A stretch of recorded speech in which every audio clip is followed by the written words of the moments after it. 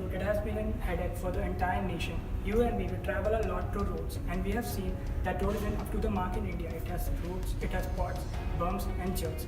It can't be filled. And in a developing country like India, people take 70% of people take road.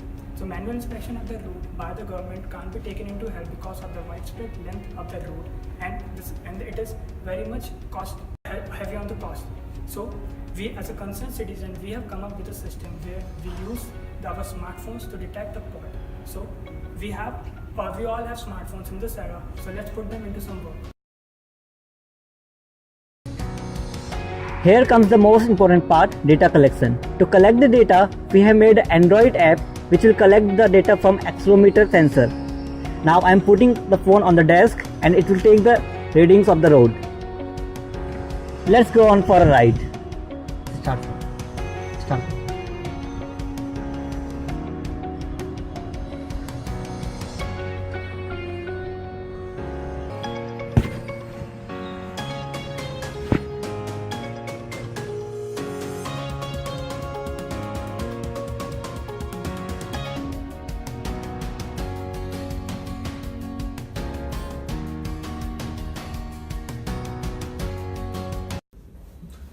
So Manish has told you how we collected the data. Now it's time for labeling the data for better prediction. Here we label the data binary. We label 1 for a pothole and we label 0 for not a pothole. Here we are considering some cases. For the first case, whether it's a pot or not. We are considering the accelerometer readings of the mobile sensors. So we keep a mobile phone in the dashboard such that the acceleration due to gravity acts on the z-axis. So we consider the values from the z-axis. Consider the graph. If the values are moving like 9.8, and then it comes a huge dip, and then a drastic hike, which means we can classify that it is a pothole. And for the second case, for a speed breaker, the values are moving steady at 9.8, then comes a huge hike, and then comes a huge dip. Means it's a speed breaker. And the third case, we are moving up a hill. Well, it's not an anomaly now. So we have a gradual increase in the graph. So that doesn't mean it's a pothole. And the fourth case, we are moving down the hill. Means the graph will have a gradual decrease. That also doesn't mean it's a pothole. So we have developed two logics. For the first logic, we consider three cases. First one, to ignore the internal vibration made by the mobile and vehicle. And the second one, in order to confirm whether it's a road anomaly. And the third one is to make sure that it is a pothole. And the second logic, which takes the difference between a sequence of values which we are collecting. Let's consider it with an example. See, we are having steady values 9.8 now. There is an acceleration due to gravity on the z-axis. Let it change. Let us encounter a pothole. So the value moves up to 6 first. It takes a dip, and then it moves upwards. So what do we see? The difference comes at 3, and then the value changes. The value increases in small amount.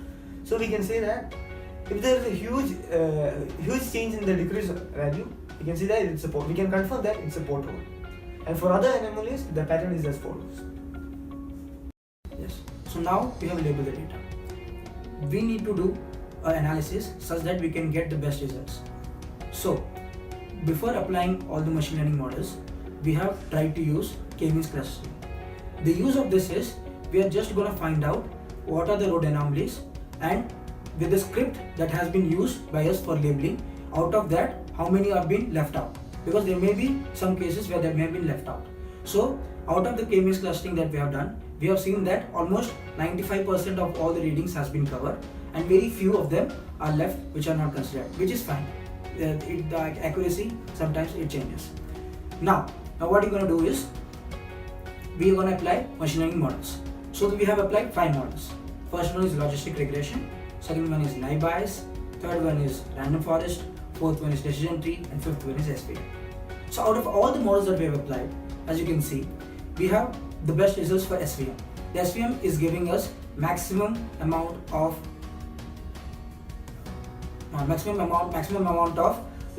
accuracy.